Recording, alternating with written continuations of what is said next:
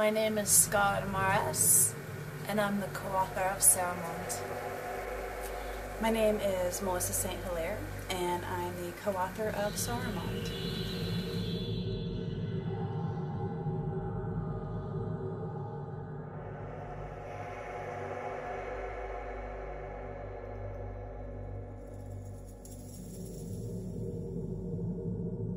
The name of Saurimonde originates from the south of France, from the Black Mountain. There's a few different legends about her. In one of them, she's a witch who lives in a cave underneath the castle of Courtenay in Les Tours, and she only comes out on February 2nd when she can, where she predicts the weather. And if she comes out and she's playing her flute, then it will be a beautiful spring. If she comes out and she's wailing and lamenting, then winter will continue. She also is a fairy who protects the river Arnette, and she has her golden comb. The origins of Saurimonde, when I was tracing them back and doing the research, look like they come from the Basque goddess Mary, and she is the witch goddess, and she rides the storms, and she's also dressed in goat skins, and her hair goes to the floor. So in writing Saurimonde, I gave Saurimonde more of the fairy aspects of the legend, and I gave Alaski a little bit more of the witch aspects, but they all come from the same source.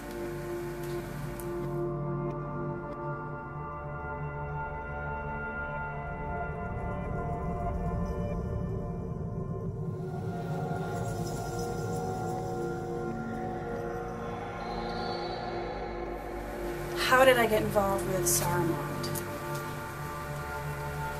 I guess it all started when Scarlett and I were talking about goth erotica by the pool and how there wasn't really enough, and she had this really great idea with witches and occult and evil and darkness and love and betrayal and all these things that, you know, were right up my alley. And then some time passed, and in that time I actually wrote a book and published it, a memoir, and Scarlett read it, and she thought I was up for the job. So I got an email from her, and she basically said, "Hey, you want to help me write this story?"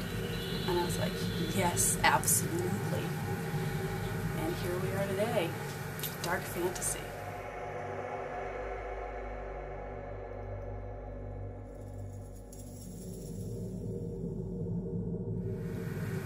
My character descriptions come from, generally I like to put in bits and pieces of people that I know and give them quirks. Truth be told, when I was writing the story, I created the character of Mariel based on someone that had done something tremendously horrible to me and had basically gone out of her way to destroy my life. And I knew in writing this that I was exorcising the demon of her ghost, because I knew that I would kill her, which is something that I would never even fathom in real life. But, you know, being the writer, I could kill her off, and I did, and it was therapeutic. I mean, I think that that's one of the fantastic things about writing, is that you can bring up your darkest fantasies, or you can exercise your demons.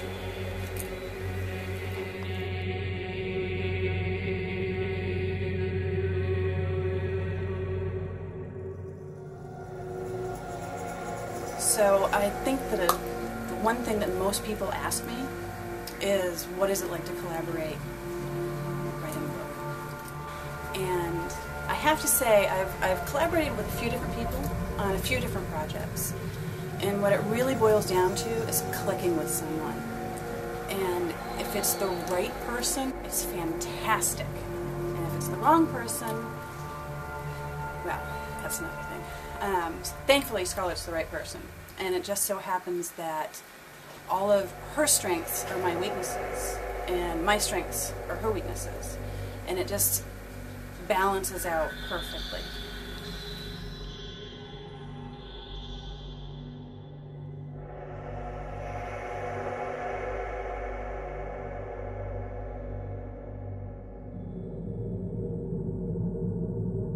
What makes an interesting character? characters that are morally challenged. I enjoy writing characters that are morally challenged. I do a lot of script writing. It's like what I like to see on the screen. But I enjoy when good people are put in bad situations, when bad people are put in good situations, and seeing the choices that they make or don't make. I think that makes for interesting writing. I enjoy killing off characters when I probably shouldn't, or having them make absolutely horrible choices and paying for it in the most terrible sort of way, and then having it all kind of work out in the end. But I think that the more morally complex people are, the more interesting characters, the characters that you love to hate, are always the ones that you remember the best and love the most.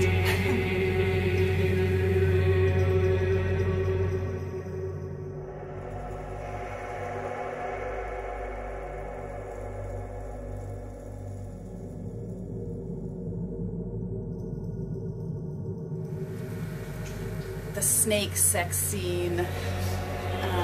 I knew I'd have to answer for that one. The funny thing is, it was actually, well, sort of twisted, dark masturbation fantasy. What can I